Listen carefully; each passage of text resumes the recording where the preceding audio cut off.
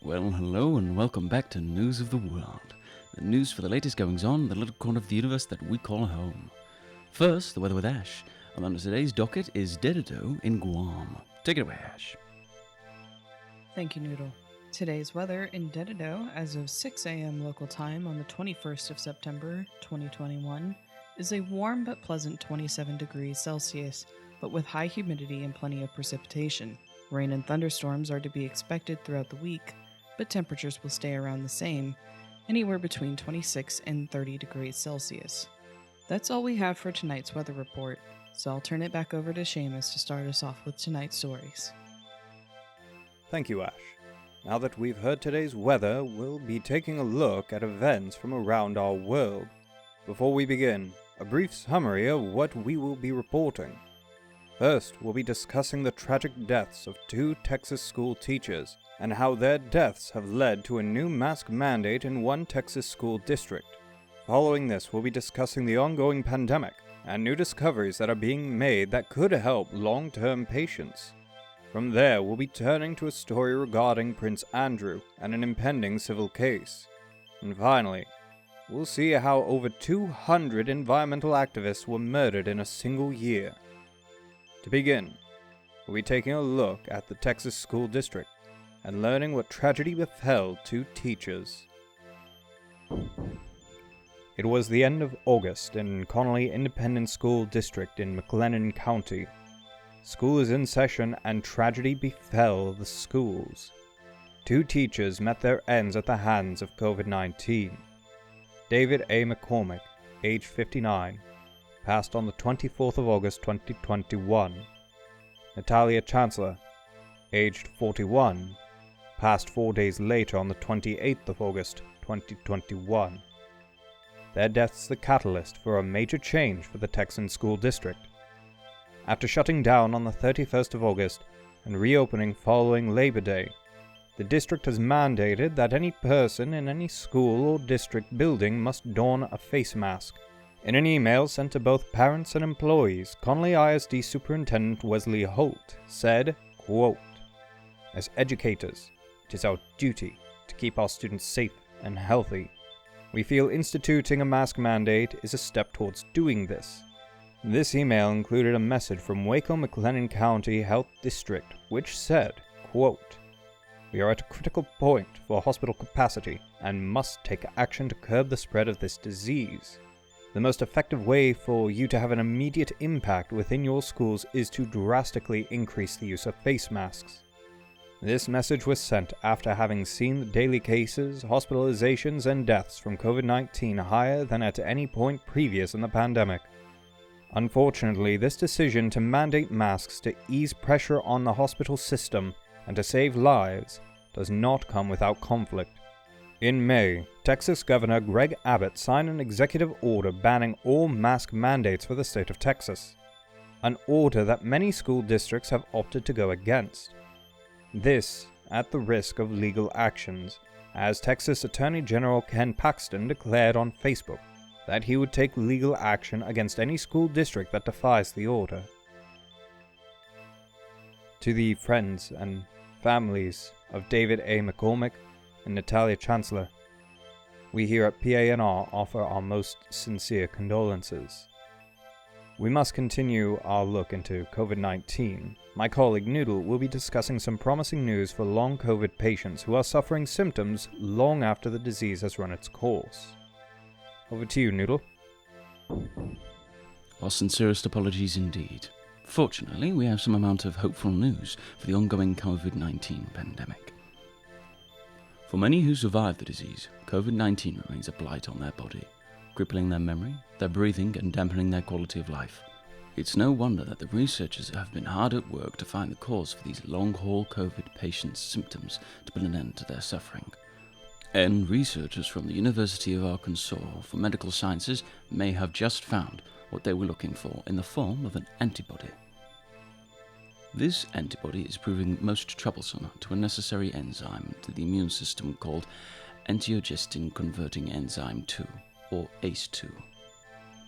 ACE2 is designed to help regulate the body's response to the virus by metabolizing a peptide which activates the immune system. With an antibody specifically targeting the enzyme, it is unable to perform this function and renders the immune system incapable of correctly responding. Researchers from the UAMS began testing the plasma of 67 patients known to have been infected with COVID-19 and 13 healthy patients. They found that 81% of blood samples from the 67 known infected patients contained ACE2 disrupting antibody. This, while no such antibody can be found in samples from the healthy patients. Lead researcher John Arthur, MD, PhD, Professor and Chief of the Division of Nephrology in the UAMS College of Medicine, Department of Internal Medicine, went on to say, "If we show that the whole hypothesis is right, this interference of ACE2 really does cause long COVID, then it opens up so many potential treatments. If our next steps confirm that this antibody is the cause of long COVID symptoms, there are medications that should work to treat them. If we get to that phase of research, the next step would be to test these drugs and hopefully relieve people of the symptoms they're having." While a targeted drug treatment will take time and may be quite a ways in the future, this is promising news and fantastic progress that will no doubtably lend hope to the many suffering the long-term effects of COVID-19. On behalf of those long-haul patients, we here at PANR should like to extend our thanks to the research team from UAMS, which includes Lead Researcher John Arthur, MD, PhD, Professor and Chief of the Division of Nephrology in the UAMS College of Medicine, Department of Internal Medicine. Terry Harville, MD, PhD, a Professor in the Department of Pathology and Medical Director of the Histocompatibility and Immunogenetics Laboratories. Researchers Carl Boehm, PhD, Craig Forrest, PhD, and Shana Owens, PhD, in the Department of Microbiology and Immunology. College of Medicine researchers Christian Herzog, PhD, Department of Internal Medicine. Josh Kennedy, MD, Department of Pediatrics, and Juan Liu, PhD, from the Department of Pathology. Thank you all for your dedicated work. Unfortunately, we cannot discuss COVID-19 forever. There are other things occurring in our world. Our attention will now turn to the English royal family and a civil suit filed against the Duke of York, Prince Andrew. Prince Andrew, aged 61 years, second eldest of Queen Liz II, has found himself faced with a legal battle against one Virginia Roberts Giffrey. In a case filed in the U.S. District Court for the Southern District of New York, Giffrey is seeking damages from Prince Andrew for allegedly sexual assaulting her when she was 17.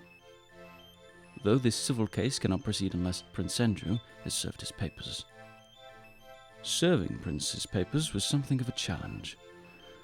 The process server, Cesar Augusto Sepulveda, who arrived at Prince Andrew's home on the 26th of August 2021, was met with the head of security from the Great Royal Lodge in Windsor, Prince Andrew's home since 2003.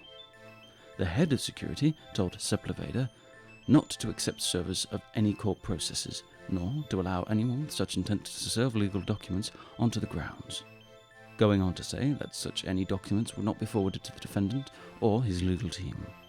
However, the very next day, Sepulveda was told that he could leave his documents with the security team at the main gates, that the documents would, in fact, be forwarded to Prince Andrew's legal team.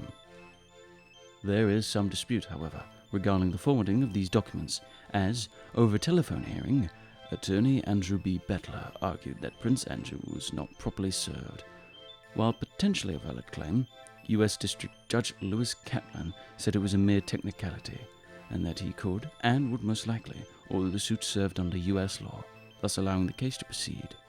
Kaplan is presently scheduled to hear all arguments in October, stating a desire to cut out all the technicalities and get to the substance.